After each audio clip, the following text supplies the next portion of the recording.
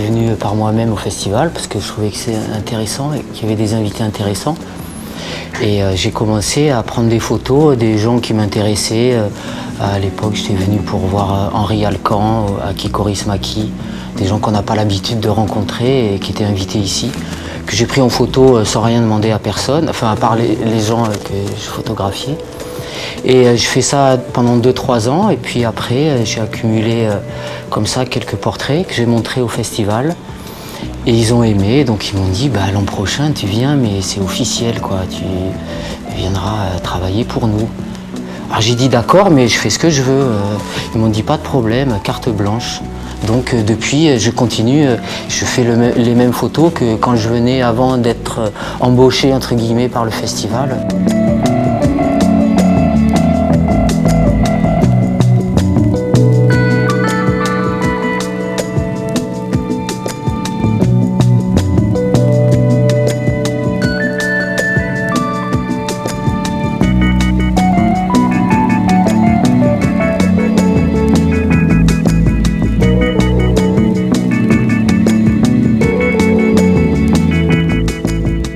C'est avant tout la mémoire du festival. C'est vrai que chaque année, il y a pas mal de gens qui viennent ici et le festival aime bien garder un peu la mémoire de tous les gens qui passent ici. Alors évidemment, il y a eu beaucoup plus de gens photographiés que ce qu'on peut voir aujourd'hui sur les murs. Mais il y a matière, oui. D'ailleurs, en coproduction avec le festival, on devrait sortir un livre. On cherche encore des financements, appel au financement pour faire un livre de tous ces portraits.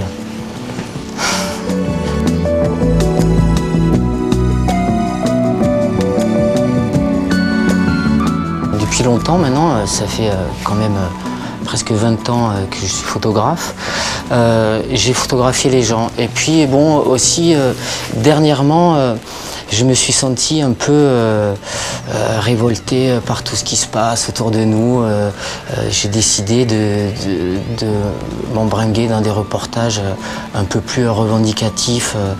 Donc j'avais envie, à ma façon, de réagir et de m'engager dans un reportage plus social. J'ai suivi là sur 1 an et demi un bateau qui était bloqué à Sète, le Florence, où il y avait à bord 22 marins qui sont restés du jour au lendemain sans le sou, être nourris par des associations humanitaires et qui ont attendu que leur bateau soit vendu aux enchères pour récupérer leur arriéré de salaire, quoi.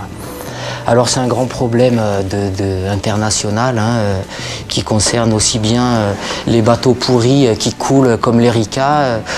C'est les mêmes problèmes, sauf que là j'abordais le côté social du problème, c'est-à-dire leurs conditions de vie à eux, quoi.